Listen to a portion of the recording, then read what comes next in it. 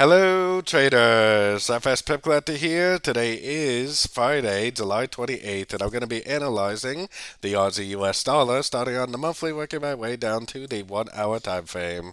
So on the Aussie dollar monthly, I still believe this is three ways up like a W. I think it's three ways down for like an X. I still think it's going to end up making three ways up, probably even going up and taking out these highs for most likely a wave Y before it potentially makes another attempt to continue the downtrend. So let's head down to the weekly time frame.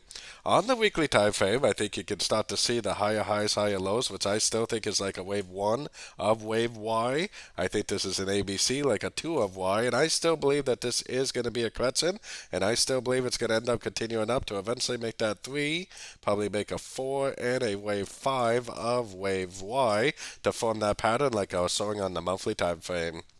So taking it down to the daily time frame. On the daily time frame, definitely a strong move down on the Aussie, mostly because of the Aussie weakness. I still think this is a 1. I still think that we already have a 2. And I think that this move down is just a crescent to this last wave up. And I think it's going to end up making a higher low, and just keep on trending up. Probably a 1, probably an ABC of 2, and then most likely go up for a big wave 3. So let's take it down to the 4 hour time frame. On the 4 hour time frame is where you can start to see the lower lows, lower highs. I think this is a wave A. I think this is still possibly an A, B, C, or B, and I still think this is possibly a wave C.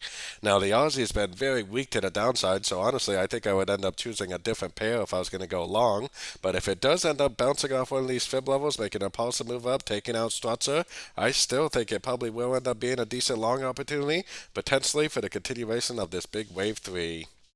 So let's take it down to the 1 hour time frame. On the hour time frame, it is where you can start to see the lower lows, lower highs the whole way down. It is definitely starting to turn up, and we are at a Fibonacci level. It has not broken any structure yet, so I can't say for sure that the wave C is over, but if you do see a structure break, and then you see like a retest, a pullback, I would definitely try to get in at that retest for potentially the continuation of this uptrend. I think that we're probably going to be going into a big wave 3 on the longer time frame, so if that's true, then I think that this would probably make a really good long opportunity, even though the Aussie has been very weak to the downside. So don't forget to join my free Discord channel. The link for that is on the screen and in the description. Thanks and happy trading.